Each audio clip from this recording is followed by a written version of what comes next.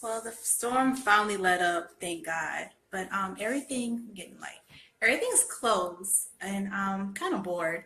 But a few people hit me up asking how I make the candy popcorn, so I'm gonna do a quick tutorial. It's actually pretty easy. Okay, the recipe is actually pretty simple. It's pretty identical to a caramel recipe, except you use white sugar instead of brown sugar, and that's just so the color will pop more. But it's just Cairo or corn syrup, sugar, baking soda, butter, water, food coloring, and your flavoring. So this would be, the recipe I'm doing is for 12 quarts of popcorn or 2 cups of uncooked kernels. So 12 quarts popped. And I always use butter extract in all of them just because I like it. It tastes very buttery without adding too much butter. But for this one, it's going to be cake batter, but you can use any flavor. And if you have a flavor line but you can't find the extract, you can use other stuff. For example, if you want like blue raspberry, I'm sure they have a blue raspberry flavor, but I'm just going to use this Jello blue raspberry. And I have a friend who loves pistachio, so I found this pistachio pudding that I would substitute for the flavoring. I mean, I would still add the butter flavoring. So the recipe is very simple. It is 4 cups of sugar. It's 1 cup of Cairo or corn syrup, 1 teaspoon of baking soda, but you add the baking soda at the very end, 1 stick of butter, which I believe is 8 tablespoons. I don't know the measurement. I just put like a cap full of butter flavoring and a cap full of whatever real flavoring. If I'm using the Jello, I would use half a box. And the food coloring will be dependent on what color you want it.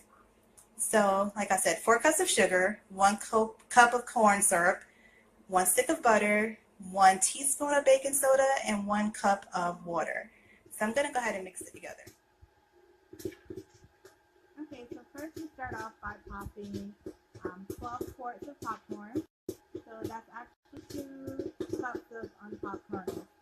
So 2 cups of kernels gives you about 12 quarts of popcorn.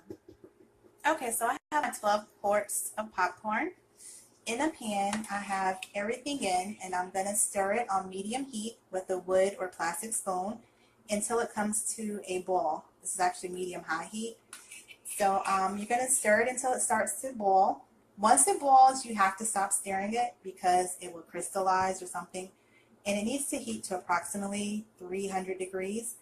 I don't have a thermometer. I just can kind of tell when it's at 300. So if you let it boil, or you can get a thermometer, let it boil for about 5 minutes on medium-high heat, and you should be okay. So you're just going to stir it until it comes to a boil. Okay, so this is what they call a rolling boil. Once it gets to this stage, you don't stir it anymore, and you just let it sit for 5 minutes. I probably use the smallest pot possible for this. I probably should have used a slightly larger pot, but I think I'm fine. So while I'm waiting for that to boil, I'll just get 2 cookie sheets and line them with wax paper. Okay, so I let it boil for 5 minutes. I actually poured half of it off because I'm going to do 2 different flavors. So it's been sitting for about a minute. What I'm going to do now is put my food coloring in. I'm doing blue raspberry. Gonna put a capful, I'm eyeballing it, of butter. Just a little bit of a capful. And I need to get my teaspoon of baking soda. So once you put the baking soda in, it's gonna expand a little. So you're gonna stir it. So I haven't put my pudding in yet. I can't do it with the phone, so I'm going to stir in half a box of blue raspberry Jello. Okay, I thought a half would be too much. I forgot I cut my mixture in half. So I actually put in 1/4 of a box because this is half of that original mixture. So I put in 1/4 of a box of blue raspberry Jello mix. So I'm going to stir it.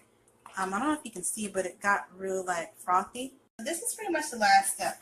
You just take your mixture and you pour it over your popcorn. Oops, making a mess. And then you stir it in. And you make sure it gets covered. And then once I'm doing a little bit at a time because I'm using a small bowl.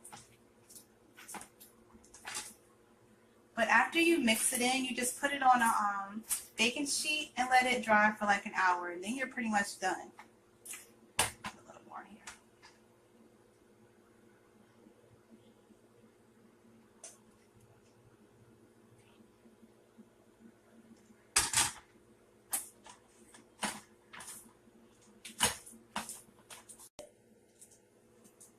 On a baking sheet.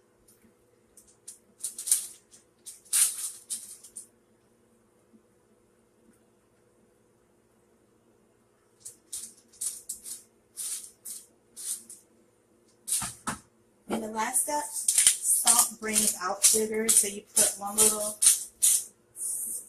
sprinkle of salt. And then this is my cake batter, and this is my blueberry Jolly Rancher flavor. And so in like an hour, they'll both be hard. You can